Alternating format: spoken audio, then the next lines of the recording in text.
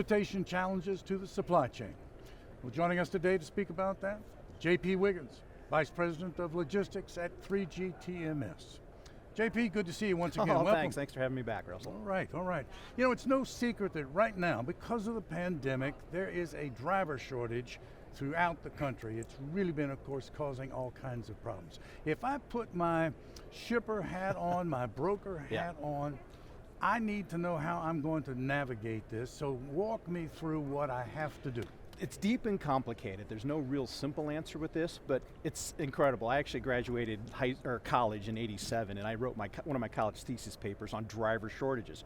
It's something that we've been talking about in the industry forever, since I've been in the industry itself. That's right, talking about how it is we're going to attract and retain folks. Exactly, but if you look at the statistics from last year using some federal government data, there's actually more drivers now than there have ever been.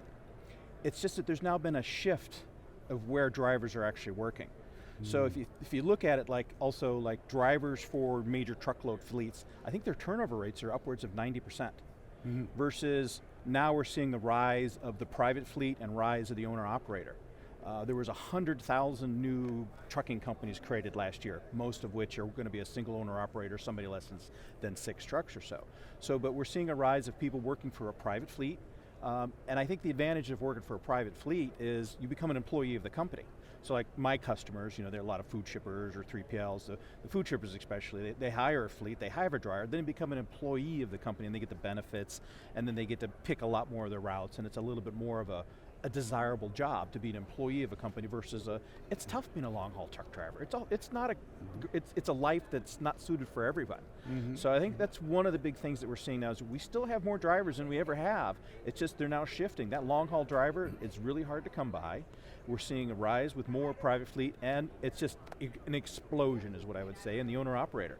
So, but we can't all hire the drivers that we need. So there's got to be a way, if I'm a shipper, if I'm a broker, I'm going to be able to deal with this. So give me some tips here. Give me some help. What can I do? Well, we're seeing good wages happening at the shipper side of the business in their private fleets. Like Walmart, they get as many drivers as they need, but they pay $85,000 a year to hire a driver. I think that's really what it comes down to, is we have as many drivers as we can afford right now.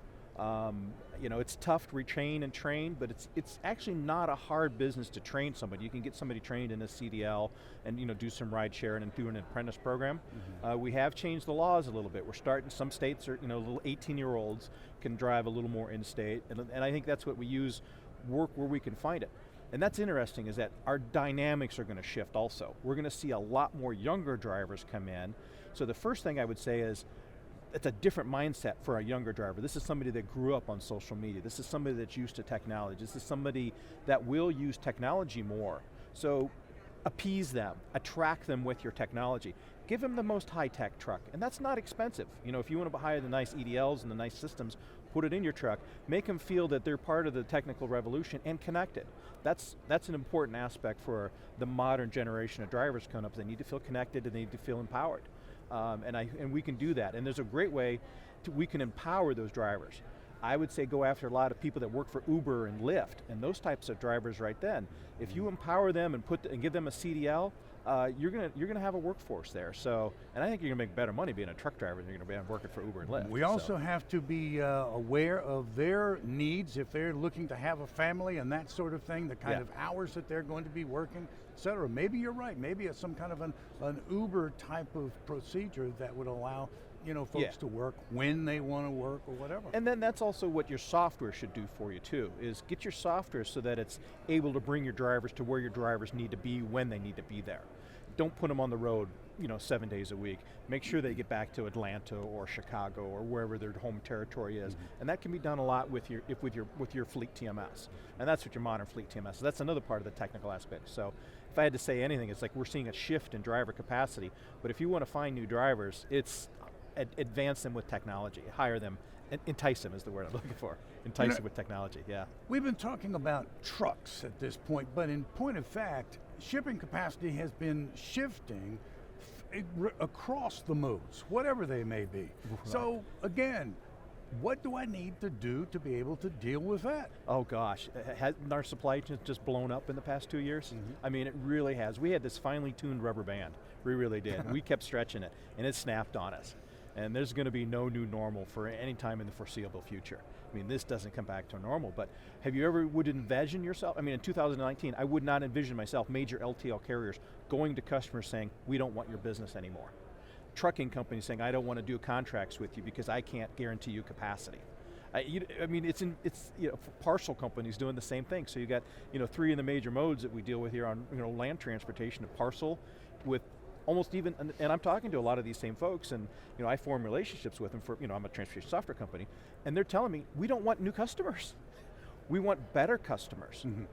We want to be more profitable. And the other thing we got to really worry about is it's hard to build capacity. Put yourself in an LTL carrier or UPS or FedEx or somebody like that. To them to add capacity is literally billions of dollars. Right. It's not something that they just throw in there, and then they're going to run into driver shortages, but that's a whole other topic. But so the things you have to navigate is, if you're the shipper, if you're actually moving freight, is you have to start thinking dynamically. You can't think, well, I'm just going to turn over this to this one carrier and be done with it. It doesn't work that way anymore. You have to think dynamically. Your customers are dynamically. Your shipments are changing. Your buying patterns are changing. This isn't just B2C. What we saw in the B2C world with like the shortages of toilet paper, we see that in the B2B world with manufacturers and their suppliers from their vendors, and people are storing stuff in warehouse. There's no warehouse space out there. So what do you got to do? Well, you got to be dynamic. You got to look at different modes, and that's, brokerage is the one that's really been going crazy. We've been going just insane because you got to think outside the box. Don't just go the normal, hand it over to your favorite carrier. You got to look at all your options, figure out, and maybe even start doing mode shift. Maybe you can move some of your LTL to multi-stop truck. Maybe you can move some of your parcel consolidated together to LTL. Maybe you can use pool distribution. Got to look at intermodal. I mean, that's where you really need, I'm a systems guy, and this is what systems do for people now. They calculate this out dynamically, and that's how you have to solve it. Well, Mr. Systems Guy, let's talk let's talk about the needs of the broker for just a moment. Now, at 3G TMS, you have recently started Smart Start for freight brokers. Yeah. Now, so what is that? What does it do? Walk us through that. Yeah, really excited about this. We started 3G TMS with the premise that we're going to build a tier 1 TMS. Something that has the same type of functionality that exists in the Gartner Magic Quadrant. We're talking the tier 1 players. We all know who exists up there, the big names up there. The difference with 3G TMS is that while we're tier 1 functionality, the great thing that we've been able to do with the Smart Start for brokerage is to come out with something that literally can be installed in 2 weeks. Something that, for the amount of charge you can put on a credit card, for example, to install. So, and then we make our monies because we're a pure SaaS-based company. We just do a transactional, which if you're a broker, transactions means you're moving loads, you're finding modes, so you're not paying for something you're not using. But the advantage is that you are using a tier 1 functionality. It's the same exact software that we put in our billion-dollar brokers and billion-dollar shippers with huge freight management. It's just that it's able to be used by that small broker. And it's a Smart Start program. We're going to do one for food and beverage. We're going to do one for a couple other industry verticals. Yeah, vertical specific. Brokers is the one we just released. We've got half a dozen or so people we've run it through, got them live. It's just been a great, something new to the industry. It's like, let me give you tier 1 functionality for that hybrid broker. Like, I don't know, and this is a great question we could talk about some of it. What's a broker nowadays? Is he doing managed transportation? Are they doing LTL? Are they consolidating? Are they doing parcel? A classic broker doesn't exist anymore. They're all this hybrid 3PL now, and that's exactly where we specialize in, is that hybrid 3PL. Well, that is great news, quite frankly. Listen, JP, I know you're busy here at this Manifest conference, but you found time to speak with us. Pleasure. Thank you so much. All good. JP Wiggins, 3G TMS, speaking with us today about the transportation challenges to the supply chain and how you can overcome them. Thanks for watching.